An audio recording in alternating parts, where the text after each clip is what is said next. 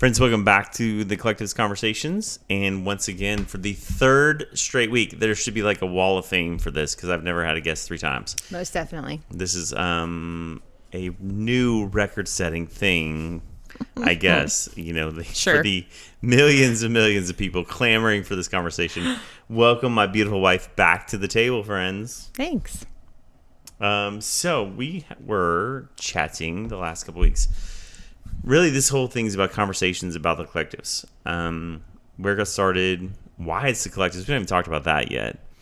And we concluded last week in sort of this idea that we were telling people that we're not your church, we're not your pastors. Yeah. With this ragtag group of college students and young adults who kind of found us, called us home for a while. Our home was their home. And then I guess where we jump in now is at some point we decided to make it a church. Yeah, I think we ended our last time with talking about the email sent to the church planters with the Assemblies of God here in Tennessee. And that was sort of where things kind of spiraled, maybe. in a good way, I think. I think, maybe. Yeah. We broke all the rules and everything we did. Yes. So we began, I think, I don't know that we acknowledged this in the spring of 2020, right before COVID. We were shifting our thought, and we were just meeting with young adults and college students, and had kind of decided to open our doors to all ages. Yeah, we had several people kind of reach out and be like, have you thought about opening this just to anybody? And no, we hadn't. But with their suggestion, we did. In the summer of 2020, we sort of, when things kind of opened back up here in Tennessee, is when we started opening to all age groups. Yeah. And started meeting we moved in the midst of that. In our new home, we were out at the river, which, if you don't know context, was about 20 minutes out of town. Moving into town here in Cleveland, we're about 7 minutes from campus. Previously, I think it was like 25 to 27 minute drive, which was a beautiful drive, but it was a long way from campus, a long way from the center of town. Right. So we start meeting in our home. We talked about the emails to the Tennessee district of the Assemblies of God. And the first email that kind of fell through the cracks, and the second email of faith on your prompting, because I was done. Right. But second email, and they responded, and then things moved really quickly from there. We had a Zoom meeting. Do you remember that Zoom meeting with Todd? I do. It was very quick. It was very, hey, this is something we want to do. This is exciting. Let's get going. So we began like the credentialing process for you with the assemblies. And all of a sudden we're diving straight in. I remember that conversation because, I think if Jesus was in the room with me, he would look at me and go, "Oh, ye of little faith," because that was like me in most situations, and probably still is, truthfully. But I remember talking with him, and we were having this conversation that we wanted to plant a church primarily for college and young adults, connected to Lee University. And my expectation was, wow, that's a great idea, but we don't want to be part of it.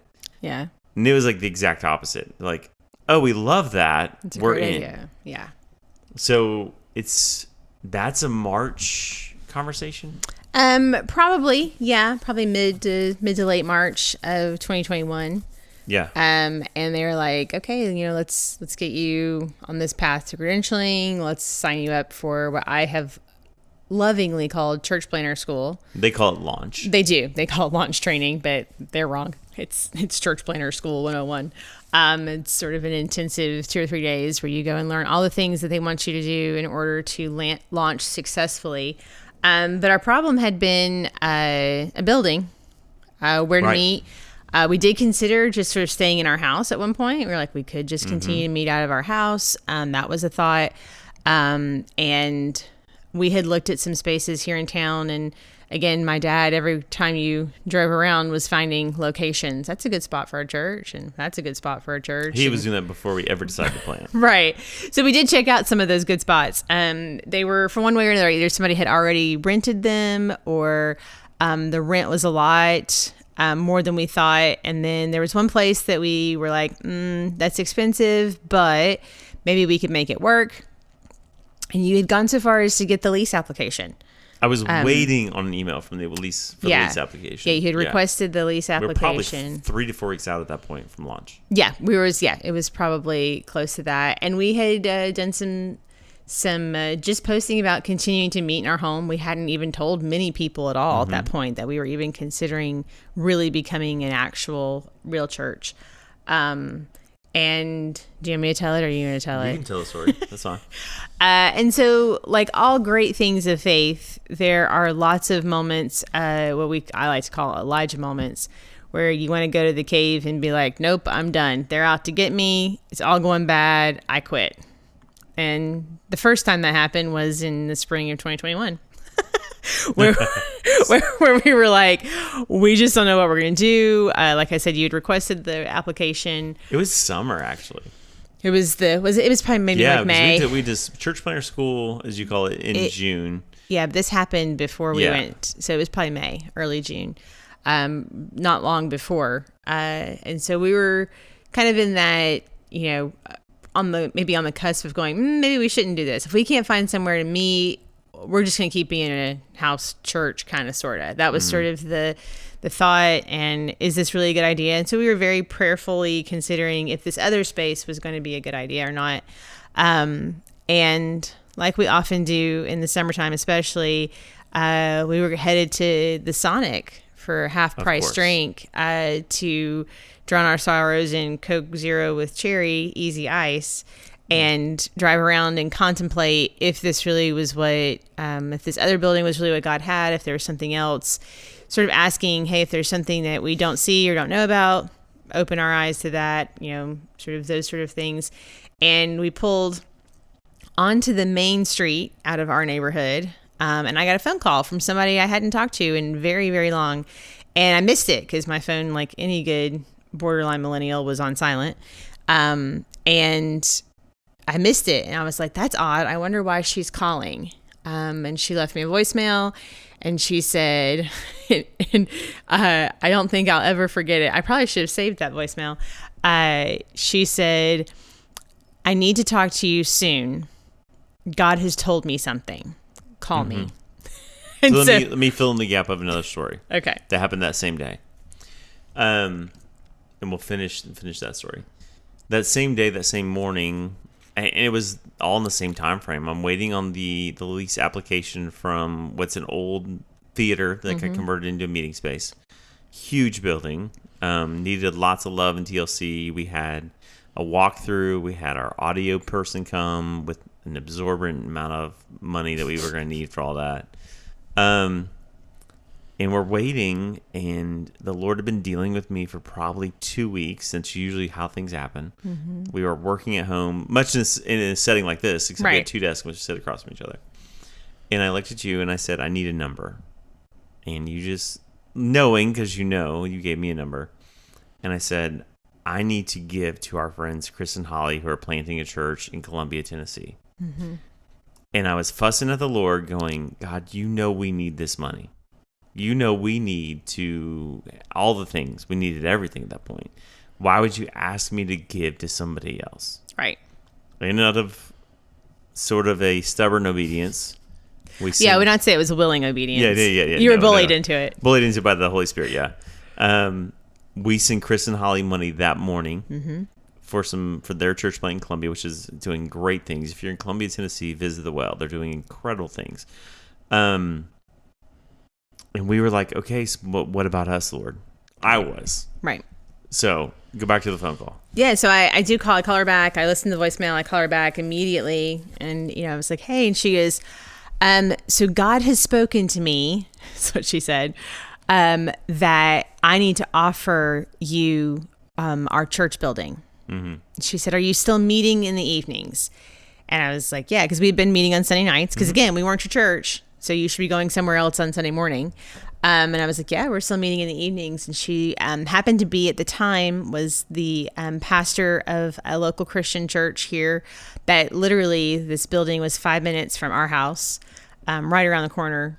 and she had been there for probably 18 months at that point, maybe 2 years, and had pastored that congregation through a really difficult time, an older congregation through COVID, and she really had just, she was a trained hospice chaplain, and so that was really coming in, those skills that she has was really coming in handy during that time, because there's a lot of loss and hardship and people being kind of sequestered or, you know, shut in with their homes, and it was a great thing for her skill set. But she was adamant. She said, God told me to call you and offer you our building. And I said, oh. I was so surprised and shocked and all of the things.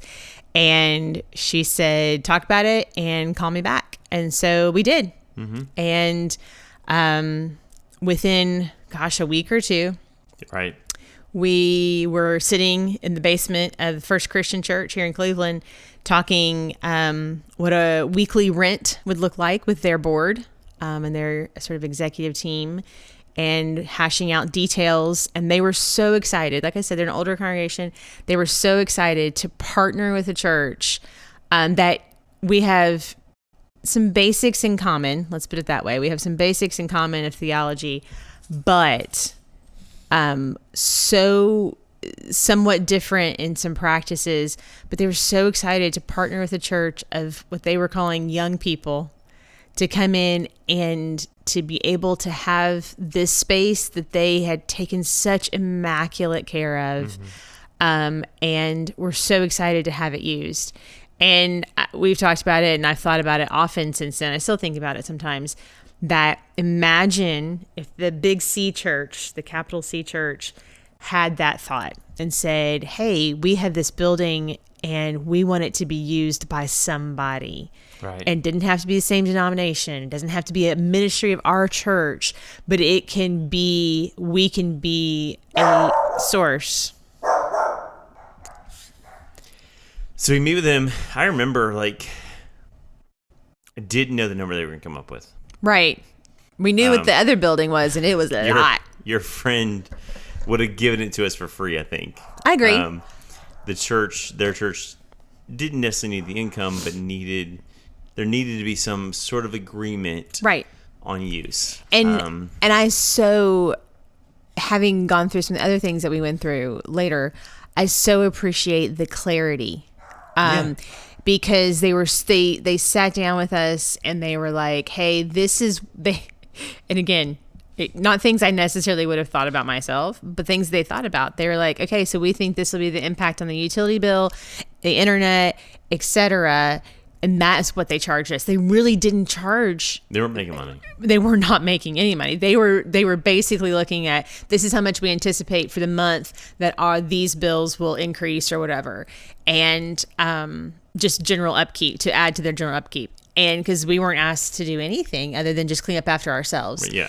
And what a gift that was. And I know the Lord has, and I'm sure he will continue to, those individuals who were so on board, that were attending that church at the time, that were so on board with it, so excited about it, and really invested. And it becomes, again, my Gone with the Wind policy, or my thought is that they invested in something for somebody's kids that they never met. But I know they probably got grandchildren all over the country that hopefully somebody was investing in them. Yeah. And I don't think we could ever adequately sing their praises of their generosity, of their just general care for us. And then, partnership and things. Yes. Oh my gosh. Yes, for sure. What a great congregation they were to be. It was funny. It's what we were looking for. We were looking for parents and grandparents to these students that we had. And they, in a way, were kind of that. Mm-hmm. They were excited to come to our Christmas stuff and, music that they don't sing and, things like that. And that people don't wear jeans to their church and, things like that. But it was a beautiful kingdom partnership that came out of that. Let's go back to Launch, aka Church Planter School. Yeah, Church Planter School. Because we go into it knowing we have this what we Yeah, we call were retro different. building. It was mid-century modern Right. or whatever they call it. So mid-century. we had a building. We had a time. We were going to meet Sunday night. Stay Sunday night. We were very. Anybody who knows us in general knows we're semi non-traditional about a lot of things. Right.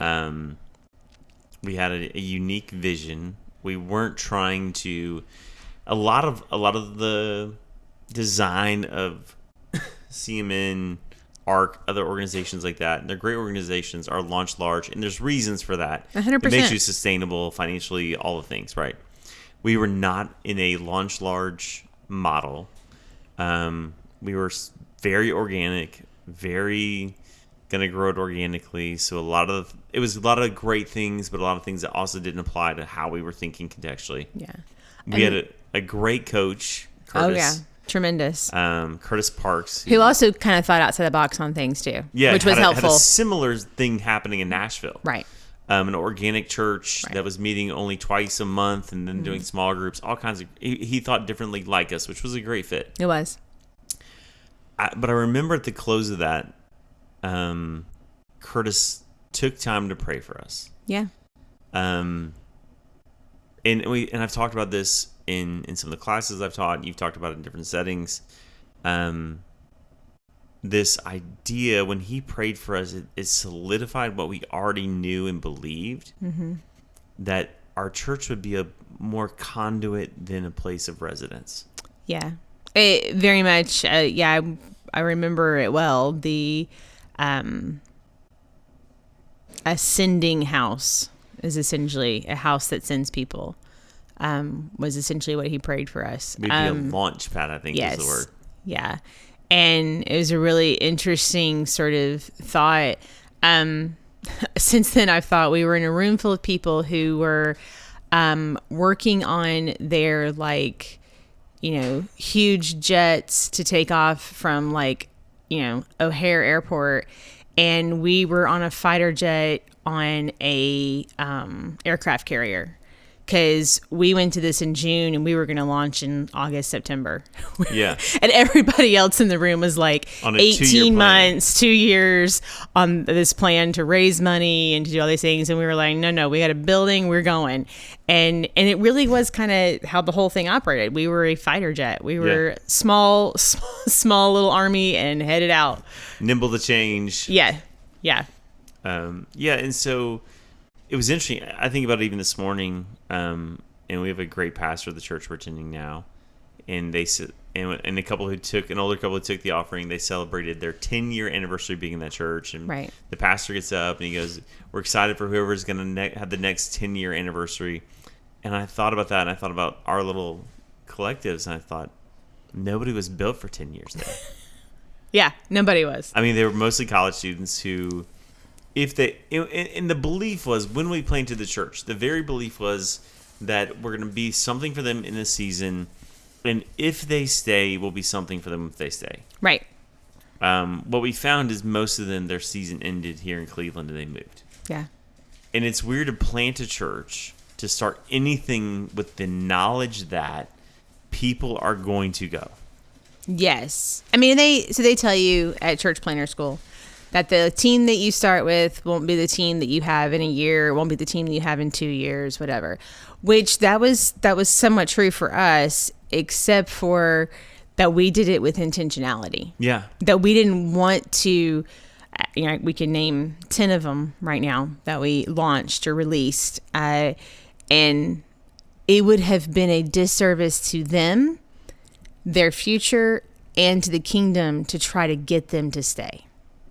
Then we did try to get them to stay. Oh, sometimes. sure. At We some loved them point, a lot. I wanted to guilt them into it. Yeah. But sent them with full confidence and knowledge that we had done and played a albeit small window of time for them, for a lot of them, an extremely impactful time of life. Yeah.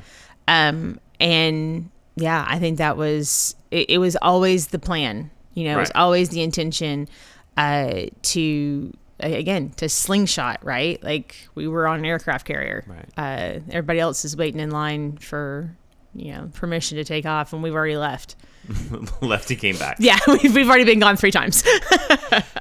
So we launched September of 2021, Labor Day weekend. We don't do anything with wisdom. Seemingly in the way of Church Planter School, nothing we did was in the wisdom of what they suggest. Except for that, Lee does not have off Labor Day, so like they weren't traveling anyways. So Yeah, they were Lee already students weren't; they were here. So That was our target audience. exactly. So we launched Labor Day weekend. 45, 50 maybe. Most of them were Assembly of God friends. Can we just talk about that day that people kept coming? And I thought, well, how do they know we're here? Like, who are these people? Like, this is amazing. Who are these people? We can talk about some of who the people were that we still this morning had a conversation with. Yeah. And it wasn't a launch large. Like, again, we have friends who launch day was 300, 400, and that's great. Yeah. What we were trying to do when it sustained 400 people. No. But we struggled through week one with with our B team on worship. Yeah. With still, Everything was B team. I think I ran pro presenter. I think we were all B team. Still trying to figure out pro presenter and the sound system, because we weren't using the sound system of the church. We were bringing our own sound system. We were setting that up. The church sound system had had a single microphone for the lectern. Right. So we were converting this whole thing. We had just it was a crazy kind of transformation that we figured out how to do in about 45 minutes by the end of it. Yeah. So we get through week one, which I think everybody who's ever been to Church Planter goes, thank God we got through week one. And then Monday comes and you got to do it all over again. But really, I think if there was a definition of that season, it was Dr. Cheryl Johns came and she spoke for us at the church. It was the weekend that Isaac and Kate both graduated, so we needed somebody to fill the pulpit for us. And these students were mostly already gone, and attendance was down that week. Yeah, I felt really bad having her in that week. It was a reschedule. We had scheduled to have her earlier, and then we had some conflict scheduling, and so we did bring her in that weekend. But it was what she said to us, I think, at the end of everything that framed it all. It didn't change anything. It gave language to what was happening. Right. She looks at us and said, this is good, and this is fragile. Yeah. Let's talk about both things. Let's talk about, in that first year and a half, what was good and what was fragile. Let's start with the good. What was good? Good was that people came. That was great. Made me feel so much better. Because we were pretty sure that, whom we call the littles, we were pretty sure that they were there because we were their ride. And so we knew they'd be there. Nobody knows who the littles are. There are nearly grown children who are 16 and 17 now. Well, now they are. But then they were... Literally little. Little. Yeah, they were literally little. They were little, and this was very much a... we're your ride, so you're going to be there. So there was 4 of us guaranteed. Definitely going to be 4 of us. And most of the time, Emily was going to be there, who I'll say bullied. And if she's listening, she knows it's true. Bullied her into stepping into that calling of leading worship. And I'm glad I did it every day. I probably would do it again. We can talk about that here in a minute. Yeah, but we knew that the 5 of us would be there. Yeah. Sometimes Andrew, if he wasn't working. But I mean, that's basically, and we had another family that was with us, a couple, and he started with us and played with us. Yeah, and they were tremendous, and they were reliable and faithful. And they gave, which was important. Well, and just faithful in all things, faithful in what we asked from people, right? Like, we didn't do membership to start, but we asked that people would be faithful in attendance, faithful in tithe, and they defined faithful that. In serving, faithful in serving, and they were all 3 of those things. So even though we didn't officially take in members, we could probably say that they were our first official members. Yeah. Faithful in serving, faithful in tithing, and faithful in attending. And so we knew pretty much that those people would be there. We knew we'd have like 10 people for the most part. But that first Sunday, some weeks it was. We talk about Halloween at another point. We talk about the bad. But it was that people came, and that there was this weird word of mouth that had happened that we didn't know about. Mm-hmm. What you didn't say was that the weekend of move-in, we did a pre-launch taco night at the church building. We had like 30 students. Half the softball team. Oh my gosh, like all these athletes. Oh, it was so great. And we were like, this is amazing. Oh my gosh. And not a single one of them ever came back to church. None of them. Not one. And we were like, oh, okay. But I would say week 1, okay, so yeah, we had some district people come. That was really kind. We had some other people kind of randomly show up who found out about us. And then we had some just sort of people who, everybody had sort of this weird way how they had found us. And so I would say week 2, when a lot of them came back, that was when I was like, oh, because everybody's going to come, not everybody, but a lot of people will go and look at something shiny and new. Yeah. And then they won't go back. But then those who came back week 2, I was like, oh, okay, this is great. Like you actually came back, so it wasn't so terrible. Okay, cool. And yeah, that was really interesting. That was the good. The good was that we had this weird promise to one another, to the congregation, and to the Lord that we were always going to walk in obedience, no matter what that looked like. And sometimes it looked weird. For our friends who were showing up and the students who were coming to Lee who didn't have a Pentecostal context, but felt cared by us, for them, yeah, it was incredibly weird. It was all new to them. Yeah, but not in a hype fest way. No. That season it started probably the end of 21, beginning of 22, and lasted all the way through. Really, it was in 2022 was the year. I would say it was the year of the collectives for us. And again, that's when Dr. Johns was there and said, it's fragile.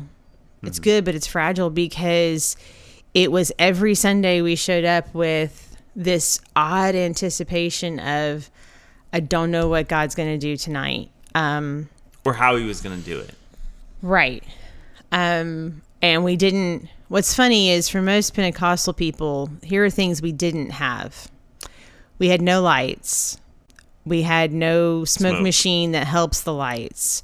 We did not have a drum set. I repeat, we did not have a drum set. For the first year plus. Right. We had a box drum sometimes. We had the cajon. But we had most of the time.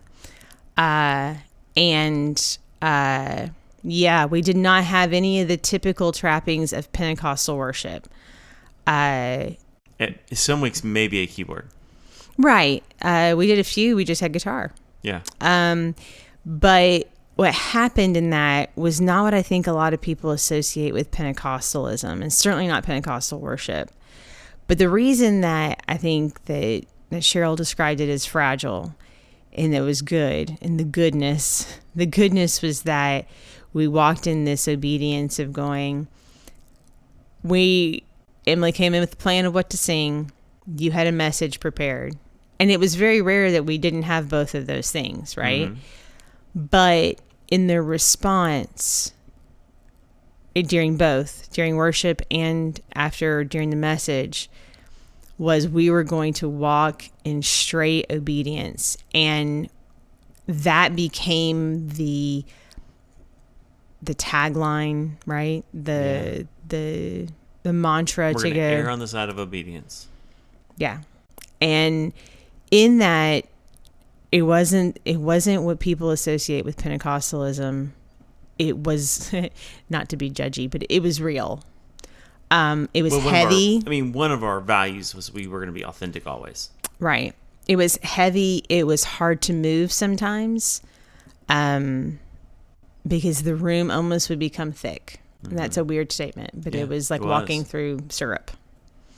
Yeah. And you ask anybody who was there during that season. Yeah. I remember one particular night, again, some of our creativity in trying to do things. We would do these things called couch conversations, which was super fun. They were great. It was a way for us to tell stories and communicate things in different ways. We had some friends from the district who they came and shared their story. They're pastoring. She battled some addiction issues and some eating disorder issues, and we wanted to tell that story. It affects a lot of young adults and college students. A lot of people. A lot of people. So we wanted them to come tell their story, so we did it through this interview style, and I thought, well, this would just be a good something to help people, right? And we had the whole thing, and they share, and it's great. And after every one of those, they get up and give a 2 to 3 minute little capstone sermonette thing. Right. And I did that. We sang a song, and again, in that obedience, it was like, yeah, we can't go yet, guys. And there's some pictures. We don't have pictures from every week. We have pictures from some weeks. But there's pictures where we've got 15, 18 college students on their knees and at the front of this church. Not because we had great worship service, and it was probably pretty good. Not because I gave a great message. I didn't even get that. Because God was in the room and stirred them and spoke to them, and they just came and laid before him. It defined that we overcome by the power of our testimony. Yeah. It and was again, as a pastor, you tell your friends you can plan on an hour and 15 minutes of service. I think we were there almost 2. That particular night was, I think you tried to dismiss 3 times. I told people they could go, and nobody left. And nobody left. It wasn't like we were like, oh, don't leave yet. We were like, no, we're going to sit. If you want to, you can stay. So we closed every service with the same expression for 3 years. We would say, go be the collectives. And I get up, I pray a prayer, and I say, go be the collectives. You're free to go, but we're going to stay. And I go back to my chair to kneel and pray, and I look up and nobody's gone. I thought I was going to be the only one. I thought the room would clear. I thought the music would quit, and I would be there by myself and tearing everything down. But nobody moved. Yeah. And it was as you described it, the weight of the glory of God that for a year plus showed up every time we did. Right. And now in retrospect, I think is where we can look and identify that was the fragile piece. Yeah. John Tyson, who I've had the chance to speak with, great leader up in New York, he studies revival, and he says revivals and moves of God are fragile because as quickly as they start, they can stop. Right. And it's not, and we've had this conversation with a friend of ours. It's not that we break it.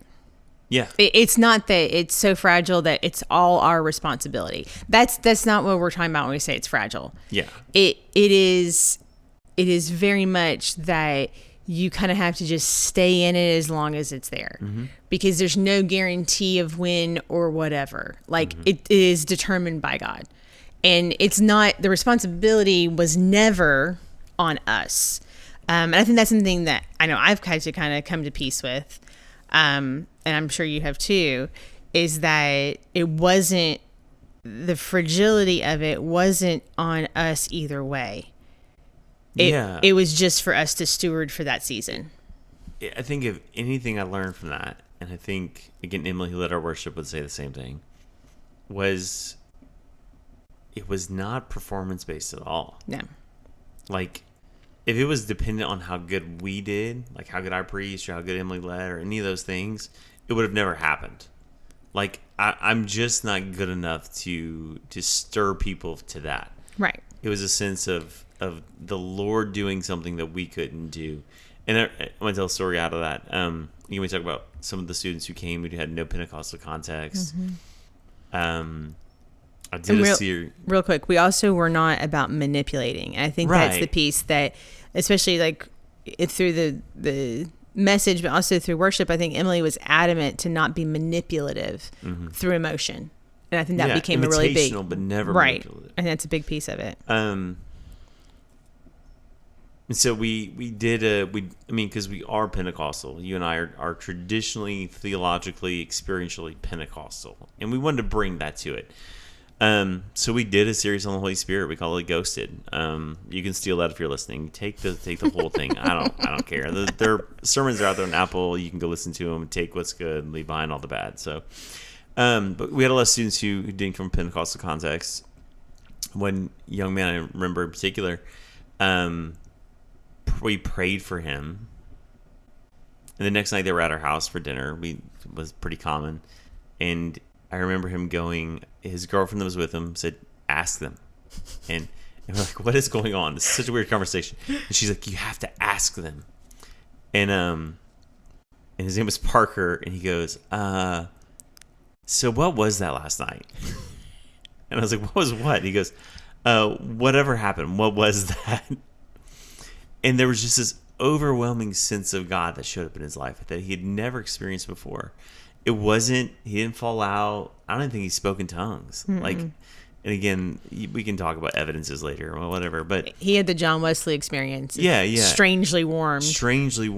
And then I think 2 weeks later, his girlfriend said, somebody came and prayed for me and there was nobody who touched her. She goes, somebody came behind me and put their hands on me and it was warm and it affected my life.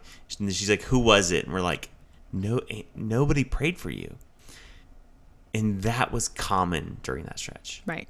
Like God was so personal in the room with these students and young adults and adults who were showing up. But it wasn't youth campy. Right. I mean, you've never been to youth camp, so I have to kind of contextualize that for you. I have not. But you understand, it wasn't for our Lee friends, it wasn't campus choir. That's what I was going to say. It wasn't campus choir. And as much as I love them, I love some campus choir. Love campus choir. Love old campus choir. Love new campus choir. But it wasn't charismatic in the noise. It was overwhelming. It was take you to your knees kind of experiential. And I think that God always fulfills the promise, right? And 2 or 3 are gathered in his name, there he is, right? And I think all we did during that season was gather. A couple of us would gather in his name, and he was there. And then all we did was point that he was there. Right.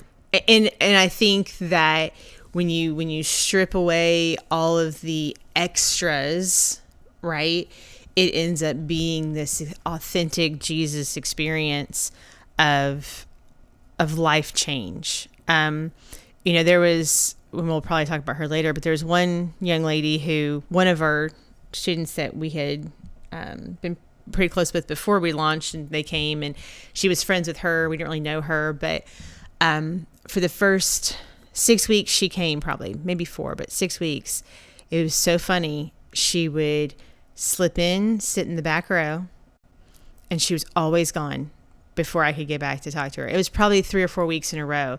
I would turn around and I would see this blonde sitting in the back row, and I was like, oh, I need to go talk to her. By the time we were done, she was gone. And she has since told us the impact that her season at the Collectives has had on her life in general. But again, for her, it was all new. It was different. And so she was in that dipping her toe in the water. Like, what is this? If I come back next week, is it going to be the same? And I think a lot of them were that way. If I come back next week, is it going to be the same? Is it going to be different? And it was... We didn't have very many who were from what we would call traditional Pentecostal backgrounds.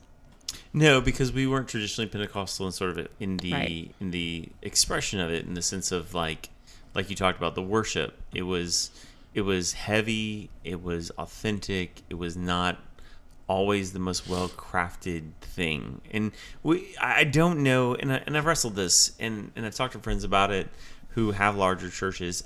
I don't know that you could do what we did if we had 200 people, because we would stop worship 2 songs in. I was about to say, if God was moving or had something to say, we would stop 2 songs in. Or if worship wasn't happening, we would stop it. Like, there was no rule book for what we were doing.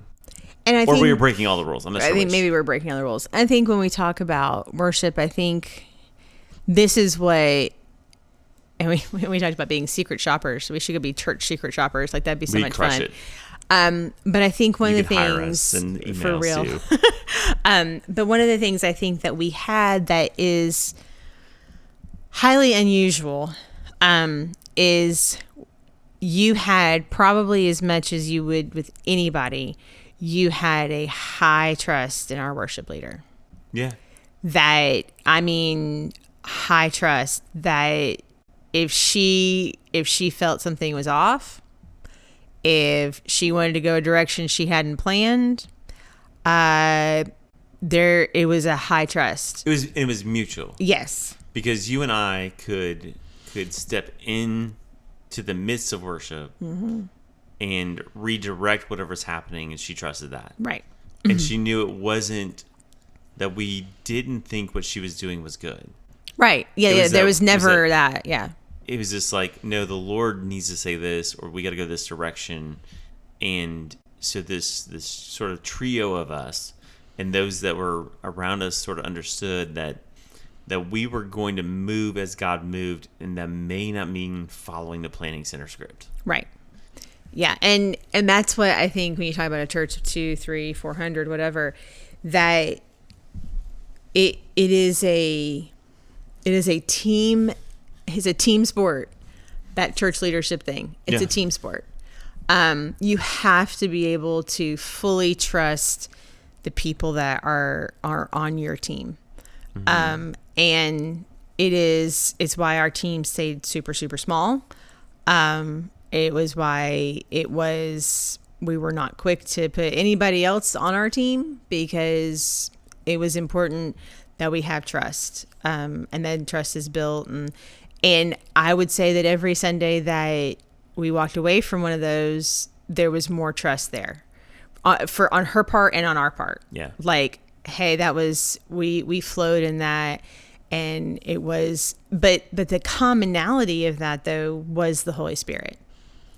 Yeah. Because like, he's team captain, like, do you know what I mean? Like, but that was the commonality, is that we were all on board with, he was directing the show. 100%. Yeah. And that's why it worked.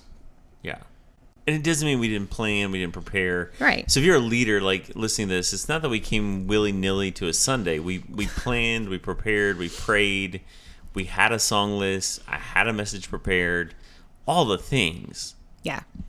And then we just sort of submitted it to the Holy Spirit to go, well, if this ain't it, don't do it. Right. Or if this is it, use it. And so we just kind of remained flexible, pliable in circumstances. Some of it we gave to the fact that we were Sunday night, and the expectation is different of a Sunday night in the sense of like how church runs and church looks. True. Compared to Sunday morning. We'll talk about that next episode, that shift and what that did to our church. But I think a lot of it was like, one, I think you and I and Emily were just at a place of going like, this is gonna suck if God doesn't show up. Like, Q Halloween 2021. There was 13 of us. 13. Just, I believe it was just Emily and a keyboard, because nobody else could come. Yeah. And it was. But the hard part of Halloween was not that we were running 13 before. It's the week before we had an event, and we had like 30 new students show up. Yeah, we had a great crowd the week before. Right. And so we're like, oh, yeah, at least some of them had come back, and not even the regular showed up. Like, not even the normal people showed up.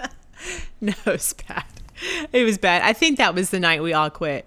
It was... For sure. Well, it was probably one of the few nights that we didn't go out to eat after, because we were just like, yeah, we're going to go cry in a hole. Like, couldn't even cry over tacos that night. Right. Couldn't even commiserate over tacos. It was, we're just going to go cry in a hole. Sorry about it.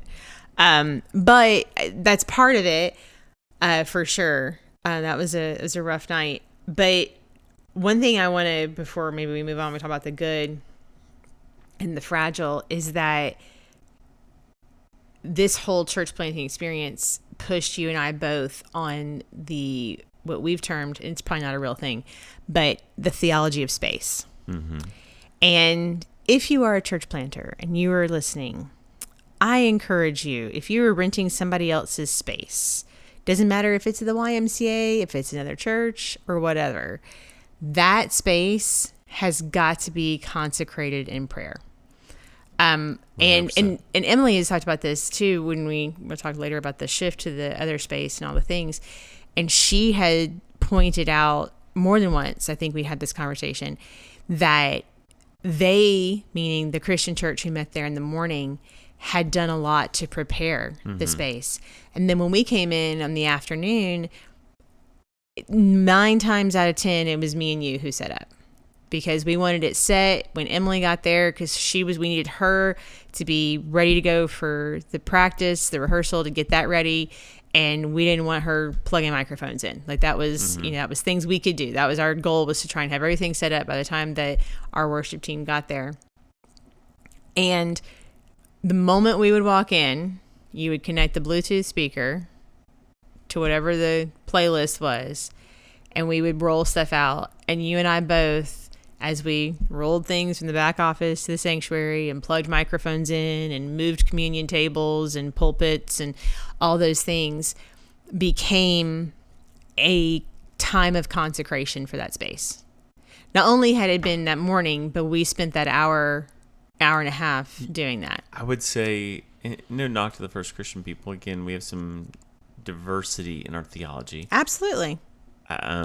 They would own that. The space was, I would say, spiritually neutral Okay. when we got in there. Mm-hmm. Somewhat maybe warmed up, but maybe spiritually neutral. Right. So that we could come and It was, pray in the afternoon, believing God was gonna.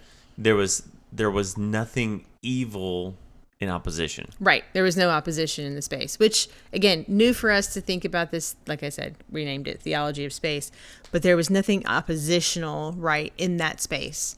And they had dedicated their time in the morning to the Lord, and it was just different because of that. Yeah. And preparing space is important. Yeah. It's important for that. I think it was a critical component to what happened. I mean, I think the theology of space, let me unpack that a little bit, because, again, my understanding theologically and scripturally is that in the New Testament we become the temple of the Holy Spirit. So we are that space that's no longer Right. the temple in Israel. The Holy of Holies is no longer this place behind a curtain. We read in the Gospels that the veil was torn, giving us opportunity to walk into that and live in this Holy of Holies. Right. So while I always believed that, right, that now we are the temple, what this 3-year stretch taught me is that physical spaces still have a spirituality to them. Yeah. Yeah. Or house some spiritual things. Right. The Bible says us that the enemy that we face, the devil, was cast to roam to and fro in the earth. Right. As the legion of angels that were kicked out of heaven that we now call demons, they wandered the earth. Right. Seen and unseen. In spaces and places that again, things I believed but hadn't really experienced in the whole of it. And so I think the building we had at First Christian that we were using was either primed toward the Lord or spiritually neutral, so that when we brought the Spirit that was in us, it was a welcoming atmosphere for the Holy Spirit to come. Right. It Right. wasn't contentious. Right. God could find room to move there. Right. Again, I'm spitballing this. This is probably not, if Dr. Cross or Dr. Bales is listening, I don't know how theologically accurate some of this is. Like, don't check my theology on it, but it's what, like, anecdotally what felt like was happening. Right. So that when we sang, when we prayed, when we opened the Word of God, when we were obedient to what He was saying, there was space for Him to move, and space for students and young adults and adults to encounter God in ways they hadn't. Right. And it was this weird season of almost every week it happened in one way or another. Yeah. And we weren't trying to manufacture it, because it didn't look the same every week. Right. It wasn't like the third song on the repeat. Sometimes it was song 2. Sometimes it was after a really bad worship set that just was dry, didn't happen, and an okay message. And we would go into a song of response, and the guy would go like, now this is where I want to move and how I want to move. It has nothing to do with the first 50 minutes of what you guys just did. Thanks for showing up, but I'm going to go this direction. Yeah. And God would move and we would follow. And I think what maybe for us and for those that were walking with us, what it taught us was a new level of followership. Mm-hmm. Yeah. That where the Lord led, we had to be ready to go. Yeah. And we couldn't lead him; he was going to lead us. And I've said it only a couple times. So from 99 to 01, 02 at Peerless was one of the most revival-like atmospheres I'd ever been in. Mm-hmm. I think in many ways, in very different ways, this rivaled that. This first 16 months or so. Yeah, and I mean, and we very much will. Well, I will always look back probably on 2022 as just that whole year as a gift in a lot of ways. To be able to lead in that space, to experience what we experienced, and to be just conduits of what God was doing during that. Yeah, I mean, I don't know what the Lord will do going forward in our life, but that'll never be taken away. Right. And I think what Dr. John said is the greatest summation of that season. It was good and it was fragile. And fragile things don't last forever sometimes. Right. And so I think next time we'll talk about from fragility to what became the collectives, which was something completely different in a season that took us from ministry not always being easy in that first year and a half, but it was less complicated. Yeah. To a very complex shift. Complex and in some ways the all-out war. Yeah. Next time we'll talk about the war. Remember, you always got to see the table. Talk to you soon. Wow, what a great conversation that was. Thanks for joining us in the conversation. If something from the conversation really stood out to you, would you share it and tag me on social media at Jeff_Pitts_ on Instagram? And we would love it if you would rate and review and subscribe to the show. That just helps us reach more people with these great conversations. And as we always say, you've got to see the table. Thanks for joining the conversation.